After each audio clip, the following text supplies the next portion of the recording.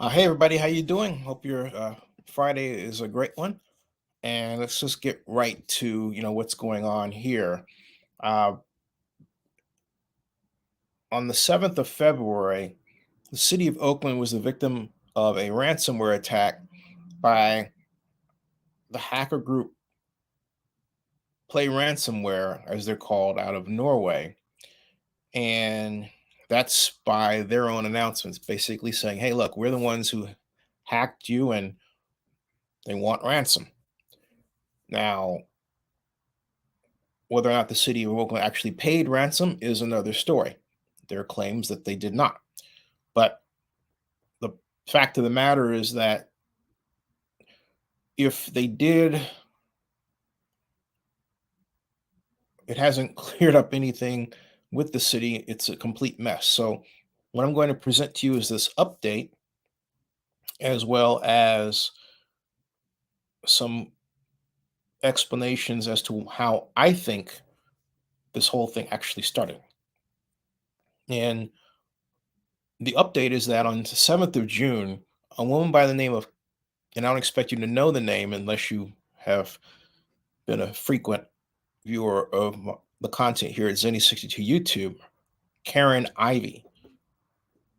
Karen Ivy, the secretary for an organization called the Rockridge Neighborhood Planning Council. And if you don't know what that is, in the Oakland sphere of things, neighborhood planning councils are government sanctioned nonprofits that are charged with delivering information about services provided by the city, delivery of some services, basically in that function of being an information deliverer, and a kind of a community seat where you can visit and hear what, for example, crime updates are, or any update regarding city related services.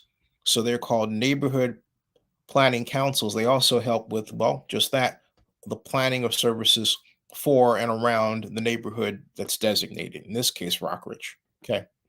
So she, Karen, regularly monthly releases these crime reports and has done so for several years. Well, she reported on June 7th, and I quote, "As I said last month, I filed a public information request for the City of Oakland on May 2nd, asking for the crime report listings for beats 12Y and 13X for the month that's within Rockridge for the month of February, March, and April." She continues, "On May 31st, I got a notice that my request had been closed because the data was released with a note that, quote, you may find the available crime data at the link below." And I present that link in this post. And then she continues, "I went to the link," she says, or she writes. "The data on this is not equivalent," she writes, "to what I was using in the past. At this point, I can't continue to produce," she writes, "monthly crime statistics reports for beats 12Y and 13X. I have no access to the data. The page I've always used says in boldface, quote, last updated February 8th, 2023. Now I'm repeating to you, last updated February 8th, 2023. And then Karen writes, "And that's all the data I can find." That's what she writes. "That's all the data I can find," she reports. And then she continues, "I've sent a message using the link, quote, contact data set owner to ask if it will ever be restored. If I get any answer, I'll report it here." That's what she writes. Okay. So kind of left it there. All right. There. Okay. There. There. Okay. There. Um, one moment, please. One moment, please. I have to put this on mute.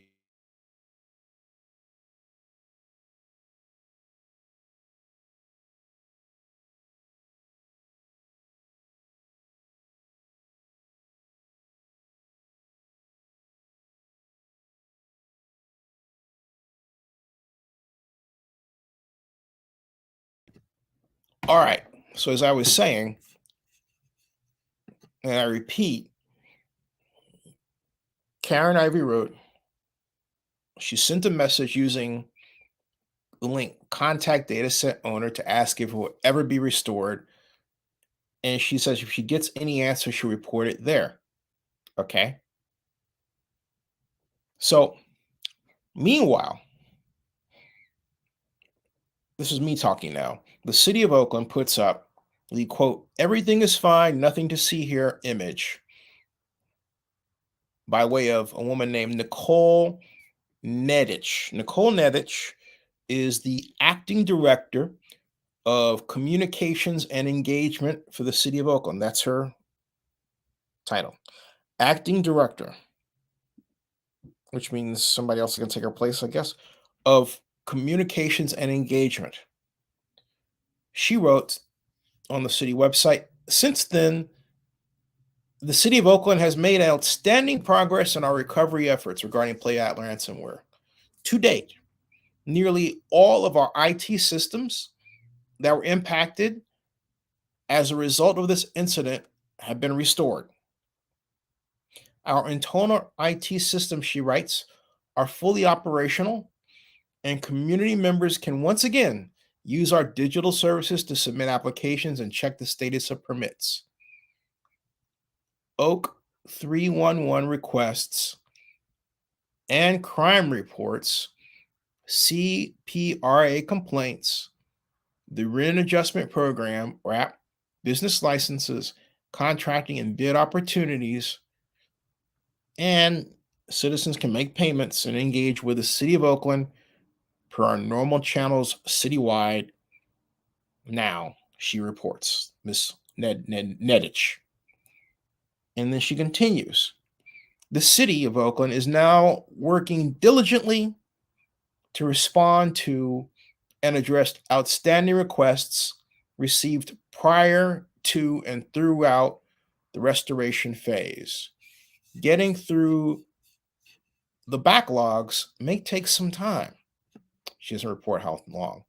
We also anticipate that some data during the restoration period may be permanently affected. Oh boy. The city is grateful for the support of the community during this challenging time and remains committed to providing reliable and secure services to its residents and businesses. All right. Now, here's a line I want you to pay attention to. We also anticipate that some data during this period, restoration during this period, may be permanently affected. Okay. I wonder if that means those personal information items belonging to City of Oakland employees and residents she's talking about. As well as those who do business with the city.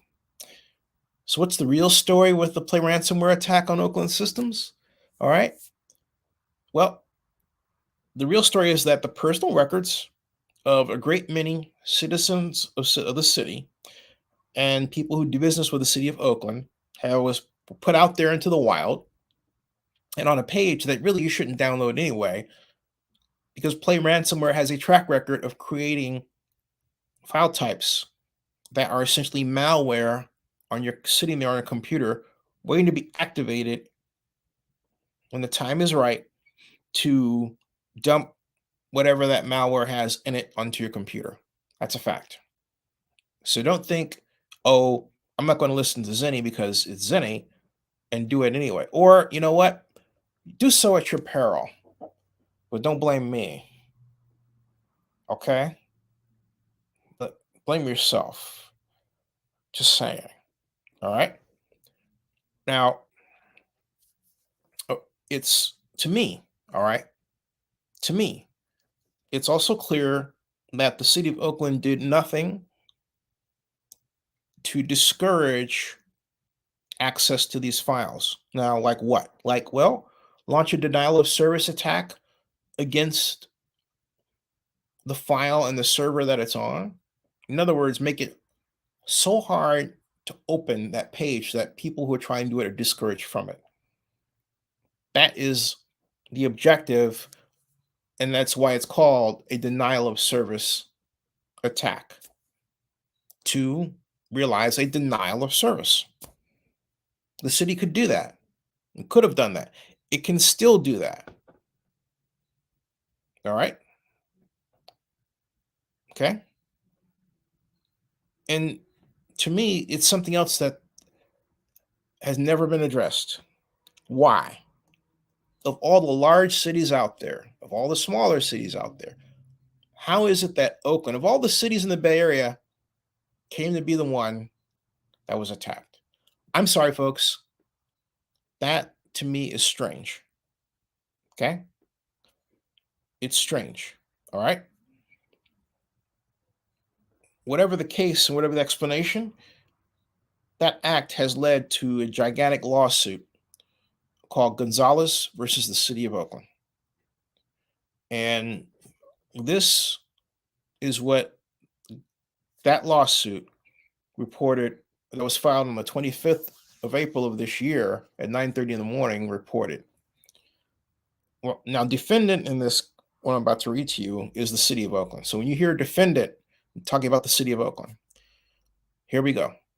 While defendant claims to have known about the data breach as early as February 8th, 2023, it did not immediately report the security incident to Representative Plaintiff, Ms. Gonzalez, or class members, despite the data breach's clear disruption to defendant services, wherein defendant disconnected many city services, such as licensing issues and foreign services.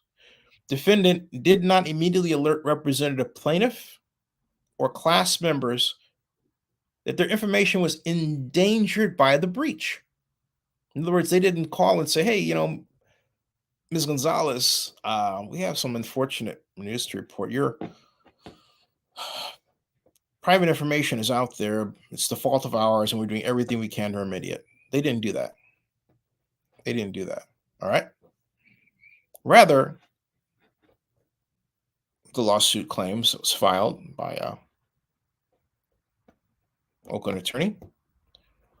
Representative Plaintiff and class members were left in the dark about the data breach's effect on their information, or that the data breach impacted their information at all, until Representative Plaintiff received an email from defendant informing Representative Plaintiff of it. In other words, they didn't do it immediately. They kind of waited a while and then said, okay, now we got the right language, we'll do it. Boom. Representative Plaintiff, it continues, did not receive such notice until defendant acquired, collected, and stored Representative Plaintiff's and class members H1 and P2 in connection with its provision of city services and or Representative Plaintiffs and class members' employment therewith.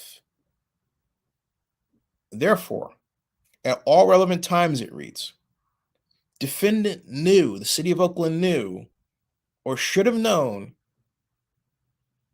that it was storing Representative Plaintiff Gonzalez and class,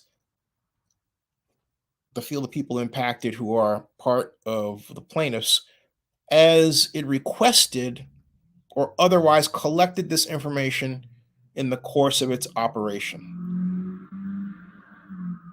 HIPAA, these are the medical reporting, that's the medical reporting organization, establishes national minimum standards for the protection of individuals medical information. And that's as much as I encapsulated here, but what the attorney is representing, I actually reached out to contact the lawyer. I haven't got a call back yet at all. But the, the claim here in Gonzales versus Oakland is that the city of Oakland took its, first of all, was negligent in handling this information on behalf of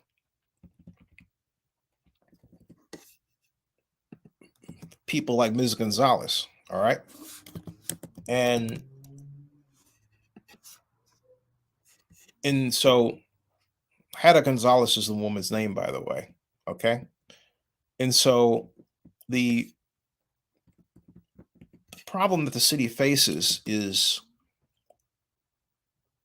the amount of damages claimed by Ms. Gonzalez claimed by the attorney on behalf of Ms. Gonzalez. I'm sorry, I should have put it that way. And then times the number of people and organizations hit in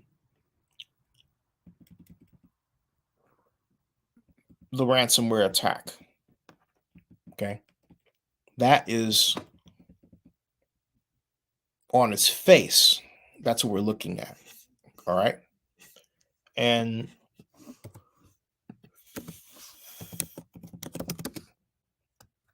the city has not provided and I'm looking this up just to make sure because I keep researching this. I've researched it for quite a while. Always looking for new information.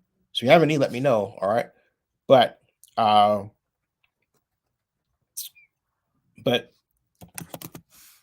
city of Oakland has not put out kind of a matrix, all right, of expected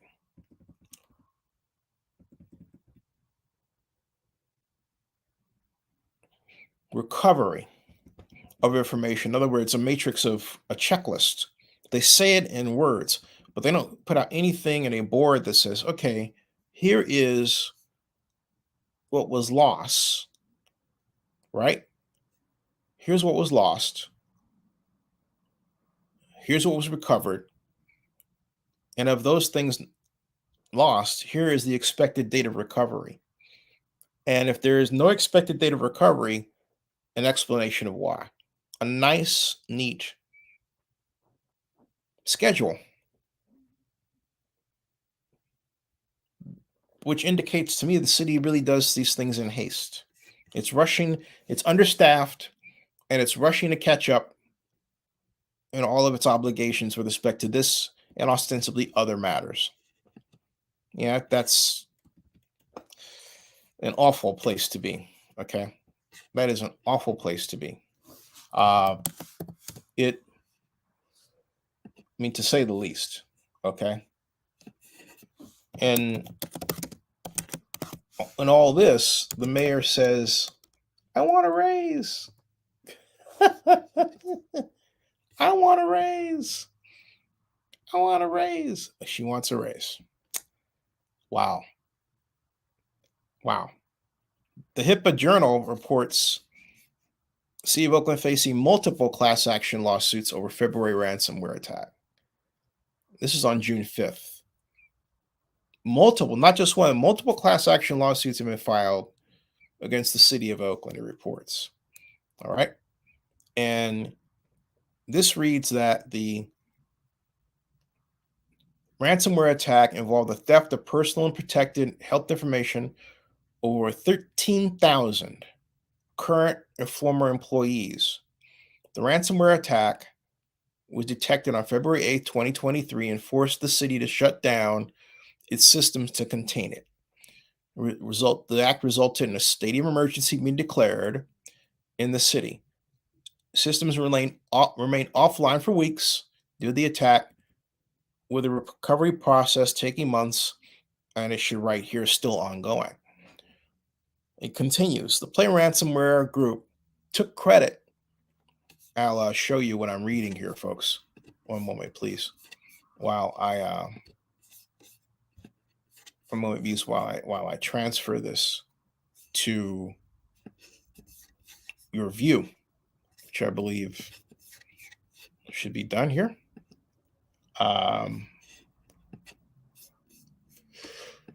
There it is, and this is what I'm reading. There. All right. Now I'm going to zoom in here so you can get a better look at it.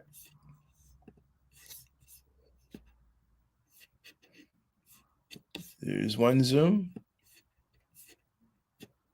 There's another zoom. All right. And I'll scroll down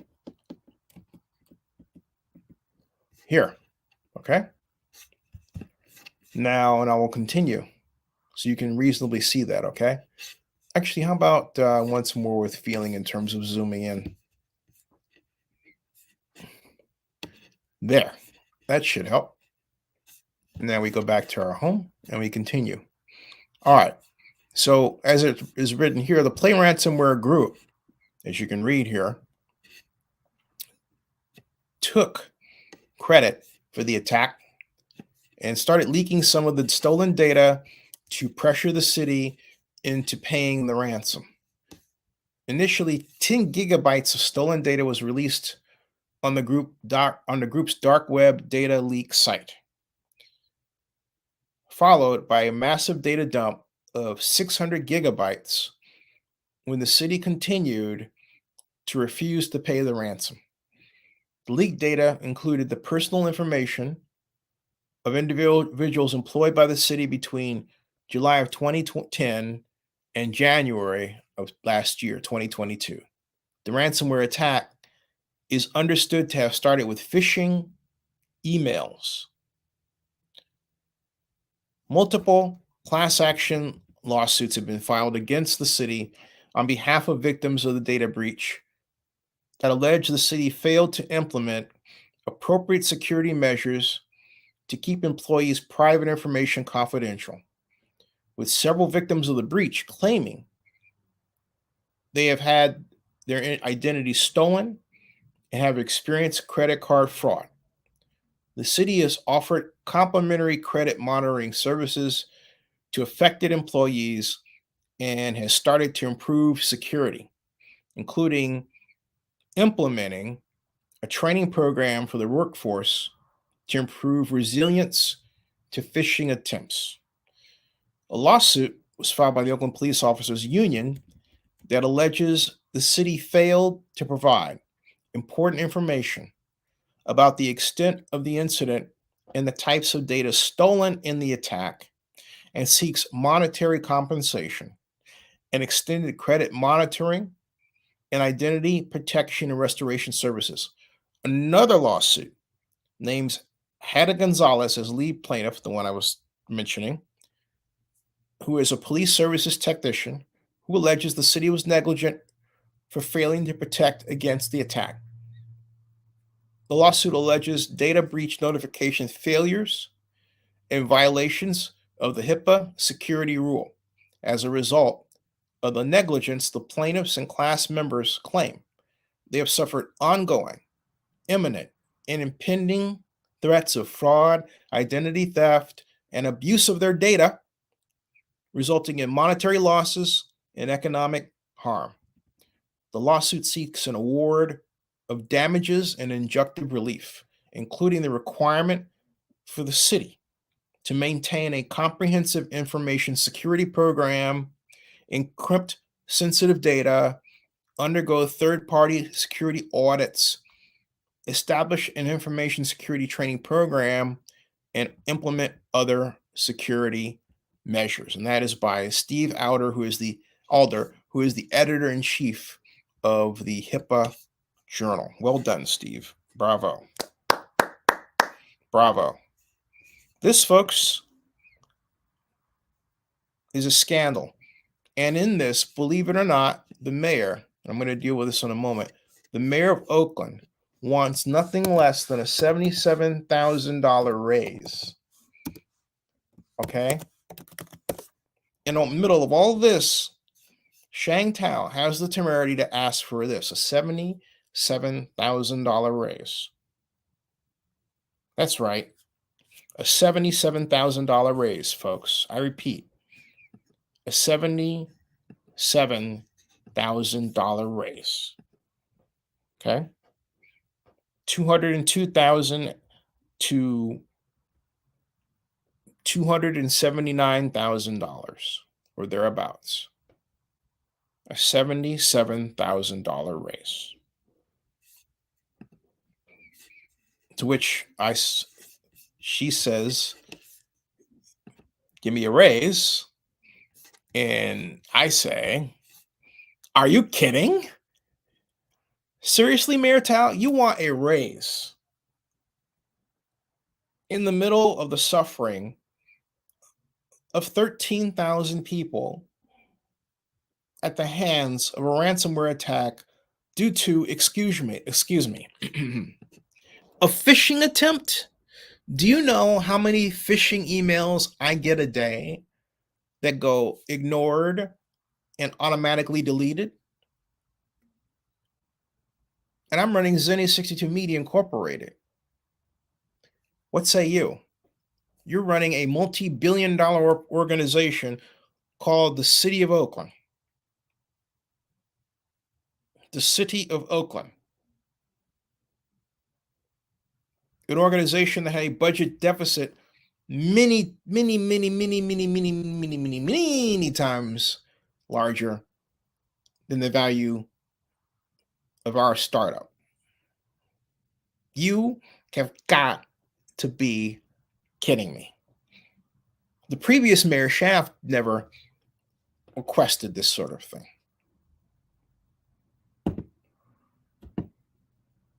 That I recall. In fact, let me check that since I'm on the internet, just to make sure. LIBBYSCHAF raise. Nope, not at all. The closest that came to that was Oakland Mayor Libby Schaaf announced his $50 million fund, with an education fund. But there is nothing here. All right? There's nothing here. There is nothing here, because I know this, but there's nothing here that indicates Libby ever asked for a raise. Ever. Okay? Now here is Mayor Tao, who's only been in office a half a year, asking for a raise. Are you kidding me? In the face of this suffering, and the suffering of the homeless, and the suffering of people who will be victimized by the reduction in the eventual elimination of the pandemic-related eviction moratorium. In all this, she, a renter, but the mayor of Oakland wants a $77,000 raise. Wow. I'll talk about that next. That ends this broadcast, folks. Subscribe to Zenny62 on YouTube. Please like and subscribe this live stream. And bookmark oaklandnewsnowblog.com and Zenny62.com and oaklandnewsonline.com. That ends this broadcast.